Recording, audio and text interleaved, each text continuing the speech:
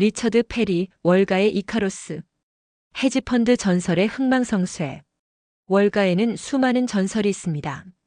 하지만 그 중에서도 가장 드라마틱한 이야기를 꼽으라면 저는 주저없이 이 남자의 이름을 말하겠습니다. 리처드 페리. 그는 무에서 시작해 수십억 달러의 제국을 건설했고 그리고 모든 것을 잃었습니다. 이것은 탐욕과 야망 그리고 자본주의의 냉혹한 법칙에 관한 이야기입니다. 1장 골드만삭스의 젊은 늑대. 1980년대 초반 뉴욕 맨해튼. 월스트리트의 고층 빌딩들 사이로 차가운 바람이 불어오는 어느 아침이었습니다. 20몇 살의 청년 하나가 골드만삭스 본사 건물 앞에 서 있었습니다. 그의 이름은 리처드 페리. 아직은 누구도 그의 이름을 기억하지 못했습니다. 하지만 이 청년의 눈빛 속에는 뭔가 특별한 것이 있었습니다. 그것은 바로 끝없는 야망이었습니다. 골드만삭스. 이 이름을 들어보지 못한 사람은 없을 겁니다. 월가의 심장이자 세계 금융의 중추. 이곳에 발을 들여놓는다는 것 자체가 이미 성공의 첫 번째 계단을 올랐다는 의미였습니다. 하지만 리처드 페리에게 골드만삭스는 목적지가 아니었습니다. 그것은 시작에 불과했습니다. 당시 골드만삭스는 전 세계에서 가장 똑똑하고 가장 야심찬 젊은이들이 모여드는 곳이었습니다. 하버드, 예일, 프린스턴 출신의 수재들이 줄을 섰고 그들 모두가 월가의 정상에 오르겠다는 꿈을 품고 있었습니다. 경쟁은 그야말로 살벌했습니다. 매일 아침 해가 뜨기 전에 출근하고 자정이 넘어서야 퇴근하는 것이 일상이었습니다. 주말이라는 개념은 존재하지 않았습니다. 리처드 페리는 이 치열한 경쟁 속에서 서서히 두각을 나타내기 시작했습니다. 그에게는 다른 사람들에게 없는 무언가가 있었습니다. 그것은 바로 시장을 읽는 독특한 능력이었습니다. 다른 사람들이 숫자만 보고 있을 때 그는 숫자 뒤에 숨겨진 이야기를 읽었습니다. 기업의 재무제표를 볼 때 그는 마치 소설을 읽듯이 그 안에 담긴 드라마를 발견해냈습니다. 특히 그가 주목한 것은 기업 이벤트였습니다. 합병, 인수, 구조조정, 파산. 이런 사건들이 발생할 때 주가는 요동쳤습니다. 대부분의 사람들은 이런 혼란 속에서 방향을 잃었지만 리처드 페리는 오히려 그 속에서 기회를 발견했습니다. 혼란은 곧 기회였고 불확실성은 곧 이익이었습니다. 어느 날 그는 상사에게 불려갔습니다. 긴장한 채로 사무실에 들어간 그에게 상사는 의외의 말을 건넸습니다. 페리, 자네는 이곳에서 크게 될 사람이야. 하지만 솔직히 말하지. 자네는 남의 밑에서 일할 사람이 아니야. 그 말은 리처드 페리의 마음속 깊은 곳에 잠들어 있던 무언가를 깨웠습니다. 그는 이미 알고 있었습니다. 자신은 다른 사람의 규칙을 따르는 사람이 아니라 자신만의 규칙을 만드는 사람이라는 것을. 골드만삭스에서의 몇 년간 그는 최고의 교육을 받았습니다. 금융의 가장 깊은 곳까지 들여다보는 법을 배웠고 시장의 심리를 읽는 법을 익혔습니다. 그리고 무엇보다 중요한 것은 그는 인맥을 쌓았습니다. 월가의 핵심 인물들과 관계를 구축했고 그 관계는 훗날 그의 가장 큰 자산이 될 것이었습니다. 하지만 시간이 흐를수록 그의 마음속에는 하나의 생각이 점점 더 강하게 자리 잡았습니다. 나만의 것을 만들어야 한다. 골드만삭스는 거대했지만 그 안에서 그는 여전히 수많은 톱니바퀴 중 하나에 불과했습니다. 아무리 뛰어난 성과를 내더라도 그 영광의 대부분은 회사의 이름으로 돌아갔습니다. 그리고 1988년 드디어 그는 결심을 실행에 옮겼습니다. 2장 페리 캐피탈의 탄생. 1988년 세계는 격변의 시대를 지나고 있었습니다. 냉전은 종식을 향해 달려가고 있었고 금융시장은 새로운 가능성으로 폭발하고 있었습니다. 바로 이해 리처드 페리는 자신의 이름을 건 회사를 설립했습니다. 페리 캐피탈. 이 이름은 훗날 월가의 역사에 깊이 새겨지게 될 것이었습니다. 시작은 보잘것없었습니다. 골드만삭스의 거대한 트레이딩 플로어에 비하면 그의 새 사무실은 초라했습니다. 직원도 몇 명 되지 않았고 운용 자금도 대형 헤지펀드들에 비하면 세 발의 피에 불과했습니다. 하지만 리처드 페리의 눈에는 두려움 대신 흥분이 가득했습니다. 드디어 그는 자신만의 게임을 시작할 수 있게 된 것입니다. 그가 선택한 전략은 이벤트 드리븐 투자였습니다. 이것은 기업의 특별한 사건, 즉 합병, 인수, 구조조정, 파산 등에 베팅하는 전략이었습니다. 일반적인 투자자들이 안정적인 기업의 주식을 사서 오랫동안 보유하는 것과는 완전히 다른 접근 방식이었습니다. 예를 들어볼까요? A라는 회사가 B라는 회사를 인수한다고 발표했다고 가정해 봅시다. 보통 이런 발표가 나면 B회사의 주가는 인수 가격까지 오르게 됩니다. 하지만 항상 그런 것은 아닙니다. 인수가 실제로 성사될 것인지, 규제 당국의 승인을 받을 수 있을 것인지, 예상치 못한 변수는 없는지. 이런 불확실성 때문에 B회사의 주가는 종종 인수 가격보다 낮은 수준에서 거래됩니다. 바로 이 틈을 노리는 것이 이벤트 드리븐 전략이었습니다. 리처드 페리는 수많은 인수합병 건을 분석하고 그 중에서 성사 가능성이 높은 것들을 골라냈습니다. 그리고 인수 가격보다 낮은 가격의 주식을 사들였습니다. 인수가 성사되면 그 차이만큼이 그의 이익이 되었습니다. 물론 이것은 말처럼 쉬운 일이 아니었습니다. 잘못된 판단은 곧바로 막대한 손실로 이어졌습니다. 하지만 리처드 페리에게는 골드만삭스에서 갈고 닦은 분석 능력이 있었고 무엇보다 시장의 흐름을 읽는 독특한 감각이 있었습니다. 초기 몇 년간 페리 캐피탈은 놀라운 성과를 거두었습니다. 수익률은 시장 평균을 훨씬 상회했고 투자자들 사이에서 입소문이 퍼지기 시작했습니다. 리처드 페리라는 젊은 펀드 매니저가 있는데 그 친구 정말 대단해. 월가의 파티에서, 고급 레스토랑에서, 골프장에서 그의 이름이 오르내리기 시작했습니다. 돈은 돈을 부르는 법입니다. 페리 캐피탈의 명성이 높아지자 더 많은 투자자들이 돈을 맡기고 싶어 했습니다. 연기금, 대학 기부금, 부유한 개인 투자자들이 줄을 섰습니다. 운용 자금은 기하급수적으로 늘어났습니다. 수천만 달러에서 수억 달러로, 그리고 마침내 수십억 달러로. 리처드 페리는 더 이상 무명의 청년이 아니었습니다. 그는 월가의 새로운 스타가 되어 있었습니다. 3장 이벤트 드리븐의 마법. 페리 캐피탈이 성장하면서 리처드 페리의 투자 철학도 더욱 정교해졌습니다. 그는 단순히 인수합병에만 베팅하는 것이 아니라 기업 세계에서 일어나는 모든 종류의 이벤트를 포착했습니다. 구조조정, 파산, 스핀오프, 자사주 매입, 경영진 교체, 규제 변화. 이 모든 것들이 그에게는 기회였습니다. 다른 사람들이 혼란과 불확실성을 두려워할 때 그는 그 속에서 황금을 캐냈습니다. 특히 그가 뛰어났던 것은 합병 차익 거래였습니다. 이것은 굉장히 복잡한 게임이었습니다. 단순히 인수 대상 기업의 주식을 사는 것만이 아니었습니다. 때로는 인수 기업의 주식을 공매도하기도 했고 옵션을 활용하기도 했습니다. 다양한 시나리오에 대비한 복잡한 포지션을 구축했습니다. 이 과정에서 가장 중요한 것은 정보였습니다. 물론 불법적인 내부 정보를 말하는 것이 아닙니다. 공개된 정보를 누구보다 빠르게 그리고 누구보다 깊이 있게 분석하는 능력이 필요했습니다. 리처드 페리는 법률, 회계, 산업 전문가들로 구성된 팀을 구축했습니다. 그들은 하나의 인수합병 건을 분석하기 위해 수천 페이지의 서류를 검토했고 수십 명의 전문가들과 인터뷰했습니다. 한 가지 사례를 들어볼까요? 1990년대 중반 대형 기업 간의 합병건이 발표되었습니다. 시장 대부분은 이 합병이 순조롭게 진행될 것이라고 예상했습니다. 하지만 리처드 페리의 팀은 다른 것을 발견했습니다. 규제 당국의 승인 과정에서 예상치 못한 장애물이 있을 수 있다는 것이었습니다. 그는 반대 방향에 베팅했습니다. 대부분의 투자자들이 합병 성사에 베팅하고 있을 때 그는 합병이 무산되거나 지연될 것이라는 쪽에 포지션을 잡았습니다. 결과는 어떻게 되었을까요? 몇 달 후 규제 당국은 예상치 못한 조건을 내걸었고 합병은 상당 기간 지연되었습니다. 리처드 페리는 막대한 이익을 거두었습니다.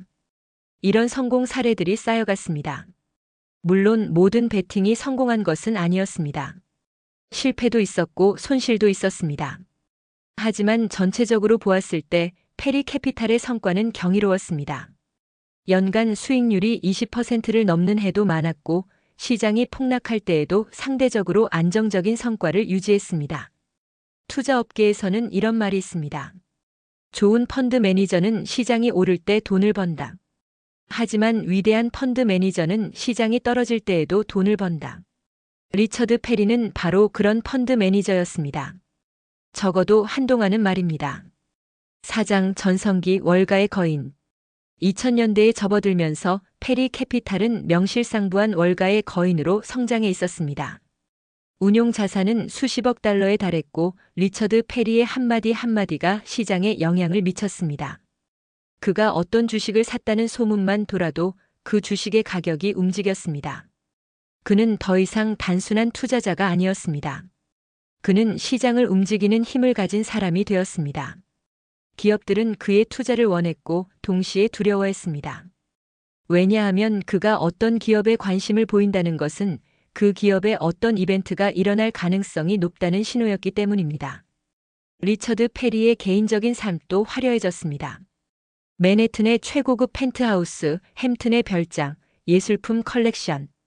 그는 부유한 사람들이 누리는 모든 것을 가졌습니다. 자선 활동에도 적극적이었고 뉴욕 사교계의 중심 인물이 되었습니다. 월가의 다른 거물들과의 교류도 활발했습니다. 조지 소로스, 폴 튜더 존스, 줄리안 로버트슨. 이런 전설적인 투자자들과 어깨를 나란히 했습니다. 그들과 함께 저녁을 먹고 골프를 치고 투자 아이디어를 교환했습니다. 하지만 성공에는 항상 어두운 면이 있습니다. 페리 캐피탈이 커질수록 투자는 더 어려워졌습니다. 작은 펀드였을 때는 시장의 작은 비효율성에서도 이익을 얻을 수 있었습니다. 하지만 수십억 달러를 운용하게 되면 그런 작은 기회들은 의미가 없어집니다. 더 큰 베팅이 필요했고 더 큰 베팅은 더 큰 위험을 의미했습니다. 또한 경쟁도 치열해졌습니다. 이벤트 드리븐 전략은 더 이상 비밀이 아니었습니다. 수많은 헤지펀드들이 같은 전략을 사용하기 시작했고 기회를 놓고 경쟁했습니다. 예전에는 리처드 페리 혼자서 발견하던 기회들을 이제는 수십 개의 펀드가 동시에 노렸습니다. 이익률은 줄어들었고 차별화는 더 어려워졌습니다. 그리고 2008년 세계 금융 위기가 찾아왔습니다. 리먼 브라더스가 파산하고 세계 경제가 심연으로 빠져들었습니다. 이 위기는 페리 캐피탈에게도 큰 타격을 주었습니다. 물론 완전히 무너지지는 않았습니다. 리처드 페리는 위기를 어느 정도 예상했고 방어적인 포지션을 구축해 두었습니다. 하지만 그래도 상당한 손실을 피할 수는 없었습니다. 위기가 지나간 후 페리 캐피탈은 다시 회복했습니다. 하지만 무언가가 달라져 있었습니다. 시장의 환경이 근본적으로 변했던 것입니다. 중앙은행들의 대규모 양적 완화, 사상 초유의 저금리 환경. 이런 새로운 세계에서 전통적인 투자 전략들은 예전만큼 효과를 발휘하지 못했습니다. 리처드 페리는 새로운 기회를 찾아야 했습니다. 그리고 그는 하나의 큰 베팅을 준비하고 있었습니다. 그것은 그의 경력 전체를 걸만한 거대한 도박이었습니다. 5장, 페니 메이와 프레디 맥, 운명의 투자. 2008년 금융 위기의 중심에는 두 개의 거대한 존재가 있었습니다. 페니 메이와 프레디 맥. 이 두 기업은 미국 모기지 시장의 핵심이었습니다. 수조 달러에 달하는 모기지를 보증하고 미국인들의 주택 소유 꿈을 뒷받침하는 역할을 했습니다. 하지만 금융 위기가 터지면서 이 두 기업은 사실상 파산 상태에 놓였습니다. 부실 모기지 손실이 눈덩이처럼 불어났고 자체적으로는 생존이 불가능했습니다.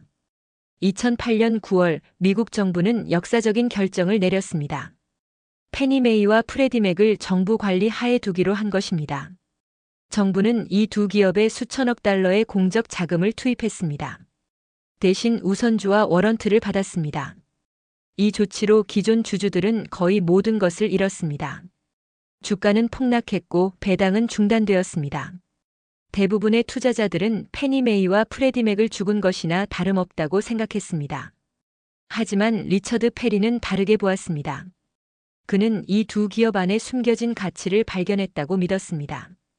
그의 논리는 이랬습니다.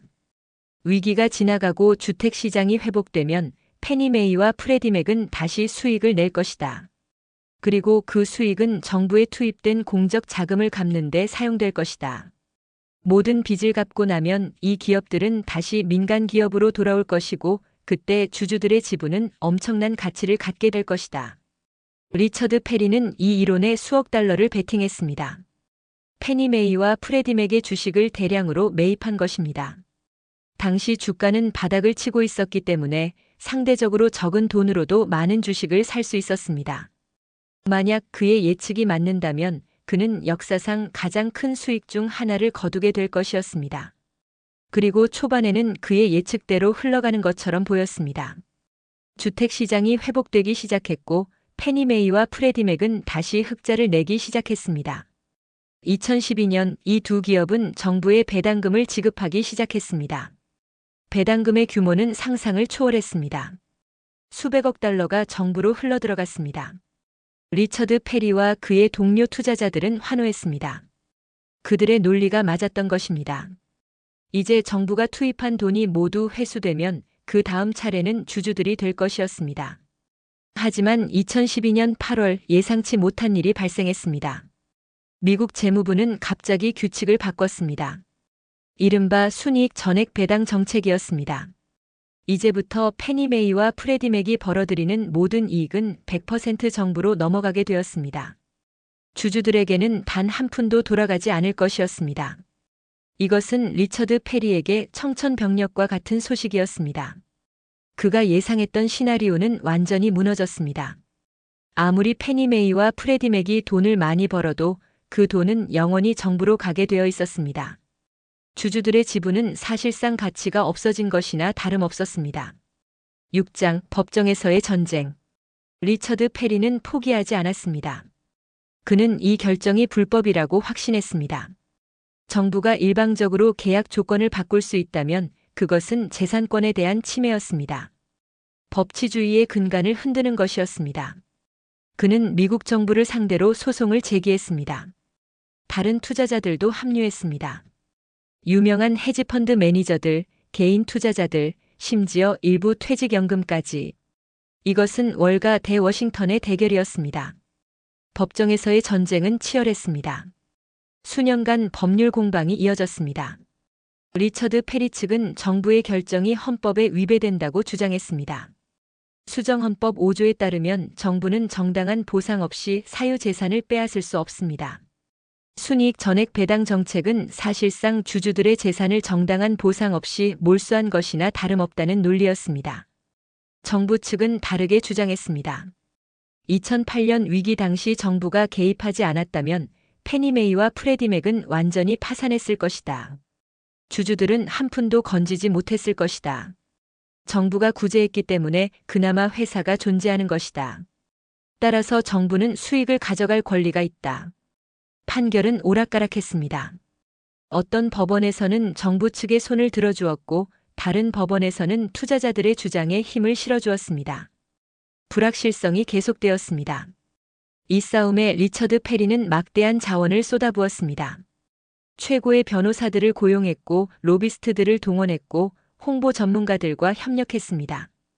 비용은 눈덩이처럼 불어났습니다. 하지만 문제는 시간이었습니다. 법적 분쟁이 해결되기까지는 수년이 걸릴 것이 분명했습니다. 그동안 페리 캐피탈의 자금은 페니 메이와 프레디 맥 주식에 묶여 있었습니다. 다른 투자 기회를 놓치고 있었고 성과는 저조했습니다. 투자자들은 초조해지기 시작했습니다. 그들은 리처드 페리에게 돈을 맡긴 것이지 정부와의 법적 싸움에 돈을 맡긴 것이 아니었습니다. 일부 투자자들은 자금을 회수하기 시작했습니다. 자금 유출이 시작된 것입니다. 설상가상으로 페리 캐피탈의 다른 투자들도 좋지 않았습니다. 2014년, 2015년 성과는 기대에 미치지 못했습니다. 한때 월가를 호령하던 이 펀드는 이제 위기에 처해 있었습니다. 리처드 페리는 딜레마에 빠졌습니다. 페니 메이와 프레디 맥 포지션을 유지하자니 계속 손실이 났습니다. 하지만 지금 팔자니 지금까지의 모든 투자와 노력이 수포로 돌아가는 것이었습니다. 그는 자신의 판단이 옳았다고 믿었습니다. 결국에는 법원이 자신의 손을 들어줄 것이라고. 하지만 월가에서는 이런 말이 있습니다. 시장은 당신이 지불 능력을 유지할 수 있는 것보다 더 오래 비이성적인 상태를 유지할 수 있다. 리처드 페리는 이 교훈을 가장 뼈아프게 배우게 될 것이었습니다. 7장 몰락. 2016년 9월, 월가의 충격적인 소식이 전해졌습니다. 페리 캐피탈이 문을 닫는다는 것이었습니다. 30년 가까이 시장을 호령하던 이 전설적인 펀드가 역사 속으로 사라지게 된 것입니다. 리처드 페리는 투자자들에게 편지를 보냈습니다. 그 편지에서 그는 자신의 결정을 설명했습니다. 투자 환경이 근본적으로 변했고 더 이상 투자자들의 기대에 부응할 수 없다는 것이었습니다. 그는 남은 자산을 청산하고 투자자들에게 돌려주겠다고 약속했습니다. 하지만 그 편지에 쓰이지 않은 이야기가 있었습니다. 페니 메이와 프레디 맥 투자의 실패. 그 거대한 베팅이 모든 것을 바꿔놓았습니다. 운용 자산은 한때 150억 달러에 달했지만 청산 시점에는 40억 달러도 채 되지 않았습니다. 투자자들의 이탈, 저조한 성과 그리고 막대한 법률 비용이 펀드를 고갈시켰습니다. 월가의 반응은 다양했습니다. 일부는 안타까워했습니다. 리처드 페리는 분명히 재능 있는 투자자였습니다. 전성기에 그는 정말로 대단했습니다. 하지만 다른 일부는 이것을 하나의 교훈으로 받아들였습니다. 아무리 뛰어난 투자자라도 한 번의 잘못된 베팅으로 모든 것을 잃을 수 있다는 것을, 특히 많은 사람들이 주목한 것은 리처드 페리의 고집이었습니다. 페니 메이와 프레디 맥 투자가 잘못되어 가고 있다는 신호들이 있었습니다. 법적 싸움이 예상보다 길어지고 있었고 정치적 환경도 불리하게 돌아가고 있었습니다. 그때 손실을 인정하고 빠져나왔다면 피해를 최소화할 수 있었을 것입니다. 하지만 리처드 페리는 그렇게 하지 않았습니다. 그는 자신이 옳다고 믿었습니다. 자신의 분석이 정확하다고 확신했습니다. 그래서 계속 버텼습니다. 하지만 시장은 그를 기다려주지 않았습니다. 여기에는 심리적인 요인도 있었을 것입니다. 이미 수억 달러를 베팅한 상태에서 그 손실을 확정하는 것은 너무나 고통스러운 일입니다. 행동경제학에서는 이것을 손실 회피라고 부릅니다. 사람들은 이익을 얻는 기쁨보다 손실을 보는 고통을 더 크게 느낍니다. 그래서 손실이 확정되는 것을 피하기 위해 비합리적인 결정을 하게 됩니다. 리처드 페리조차도 이 심리적 함정에서 자유롭지 못했던 것입니다. 골드만삭스에서 시작해 월가의 정상에 올랐던 그였지만 결국 가장 기본적인 투자 원칙 중 하나에서 실패했습니다. 손실을 빨리 끊어라. 이익은 길게 가져가라. 이 단순한 원칙을 지키지 못한 것입니다.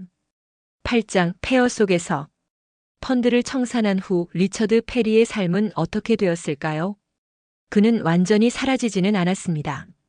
여전히 부유했고 여전히 투자 세계와 연결되어 있었습니다. 하지만 과거의 영광은 사라졌습니다. 더 이상 월가의 중심에 있지 않았습니다. 파티의 주인공이 아니라 관람객이 되었습니다.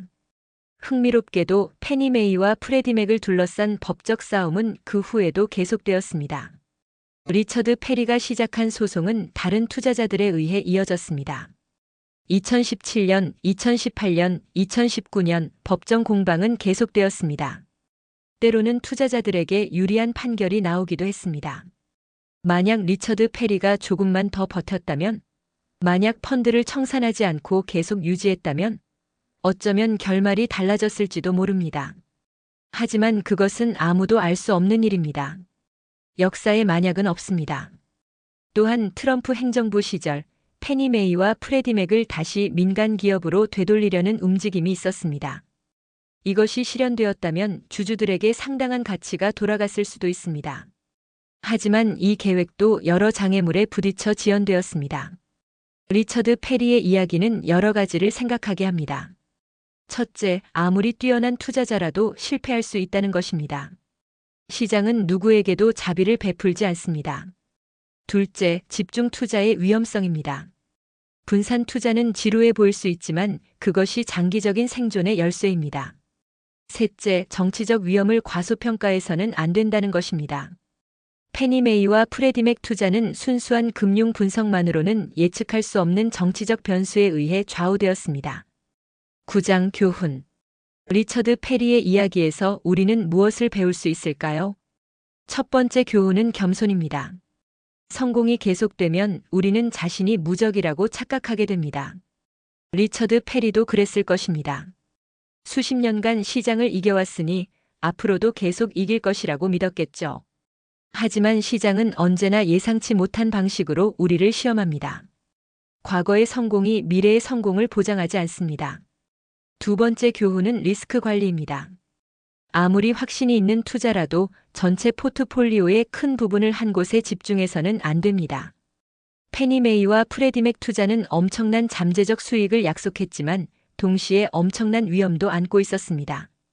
정부의 정책 변화라는 통제 불가능한 변수 앞에서 그 모든 분석과 확신은 무력했습니다. 세 번째 교훈은 적응력입니다. 투자 환경은 끊임없이 변합니다. 과거에 효과가 있었던 전략이 미래에도 효과가 있을 것이라고 가정해서는 안 됩니다. 리처드 페리의 이벤트 드리븐 전략은 한때 놀라운 성과를 거두었지만 시장 환경이 변하면서 그 효과는 줄어들었습니다. 새로운 환경에 적응하지 못한 것이 그의 몰락에 일조했습니다.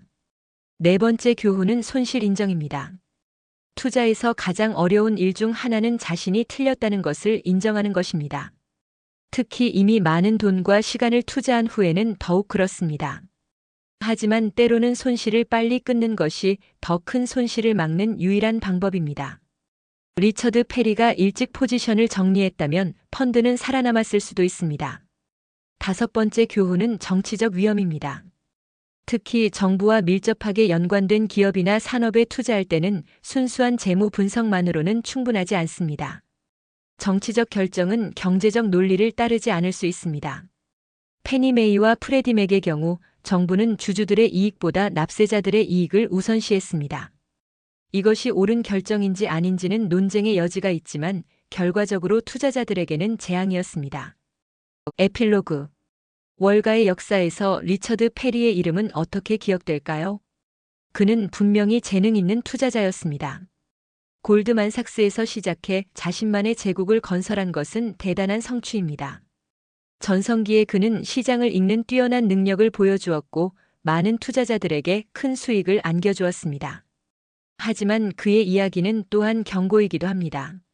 성공에 취해 오만해지는 것의 위험, 하나의 베팅에 모든 것을 거는 것의 위험, 자신의 판단만을 믿고 시장의 경고를 무시하는 것의 위험, 이 모든 것이 그의 이야기에 담겨 있습니다. 오늘날에도 월가에는 수많은 투자자들이 있습니다. 그들 중 일부는 리처드 페리처럼 한때 정상에 올랐다가 추락할 것입니다. 또 다른 일부는 그의 이야기에서 교훈을 얻어 같은 실수를 피할 것입니다. 투자의 세계는 냉혹합니다. 감정에 휩쓸리면 안 됩니다. 자신의 판단을 과신해서도 안 됩니다. 시장은 항상 옳고 우리는 항상 틀릴 수 있습니다. 이 겸손한 자세만이 장기적인 생존을 가능하게 합니다. 리처드 페리의 이야기를 마치며 저는 한 가지 질문을 던지고 싶습니다. 만약 여러분이 그의 위치에 있었다면 어떤 결정을 내렸을까요? 페니메이와 프레디맥에 대한 확신이 있었을 때 모든 것을 걸었을까요? 아니면 조금 더 신중하게 행동했을까요? 정답은 없습니다. 하지만 이 질문에 대해 진지하게 생각해 보는 것 자체가 더 나은 투자자가 되는 첫걸음일 것입니다. 이것으로 리처드 페리, 월가의 이카로스 이야기를 마칩니다.